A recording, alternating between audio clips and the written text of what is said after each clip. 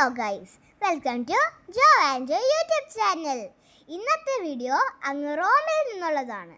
ഈ കാണുന്നത് അവിടുത്തെ സെൻറ്റ് ഫ്രാൻസിസ്കൻ സിസ്റ്റേഴ്സിൻ്റെ ഹൗസാണ്. ഈ ബിൽഡിംഗ് കാണാൻ വളരെ മനോഹരമായിട്ടുണ്ടല്ലേ. ദാ നോക്കൂ, നമ്മുടെ നാട്ടിലുള്ളത് പോലെ ഒരു കാറ്. പെട്ടെന്നുണ്ട്, നമ്മുടെ നാട്ടിലെ ഇൻഡിഗ കാറ് പോലെ ഉണ്ട്.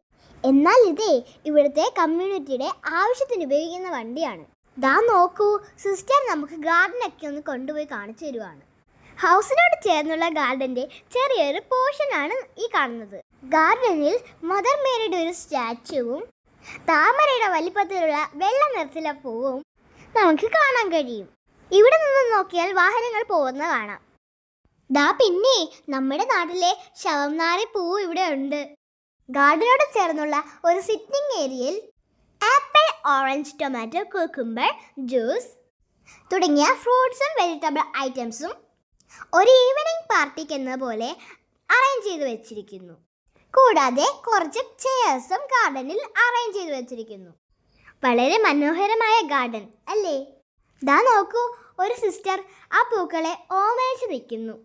ഇപ്പോൾ ഇവിടെ ഒരു സമ്മർ കാലമാണ്, അതുകൊണ്ട് തന്നെ ഒരു വാം സണ്ണി വെതറാണ് ഇവിടെ ഉള്ളത്. കാശ്മീരി ചില്ലി കളറിലുള്ള ഒരു മനോഹരമായ പൂക്കൾ, പച്ചയും ചുവപ്പും ഇടകലർന്ന് നിൽക്കുന്നത് കാണാൻ തന്നെ എന്ത് മനോഹരമാണല്ലേ.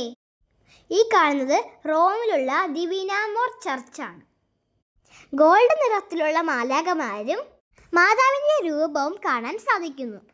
സിസ്റ്റേഴ്സ് എല്ലാം പ്രാർത്ഥനയിലാണ്. വരുന്നവർക്കെല്ലാം പ്രാർത്ഥിക്കാനായി ധാരാളം ബെഞ്ചുകൾ നിരത്തിയിട്ടിരിക്കുന്നുണ്ട്. റോമിലെ ദിവ്യപ്രണയ മാതാവിൻ്റെ സങ്കേതമാണിത്.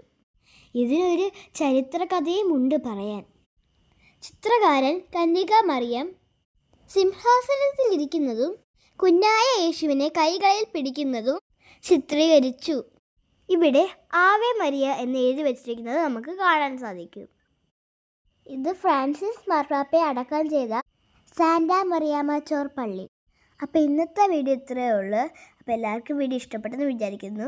ഇഷ്ടപ്പെട്ടെങ്കിൽ ലൈക്ക് ചെയ്യണം, ഷെയർ ചെയ്യണം, സബ്സ്ക്രൈബ് ചെയ്യണം, ബെൽ ബട്ടൺ അമർത്തണം. പുതിയ വീഡിയോ ആയിട്ട് ഞാൻ വീണ്ടും വരുന്നതാണ്. അതുവരെ എല്ലാവർക്കും ബൈ ബൈ.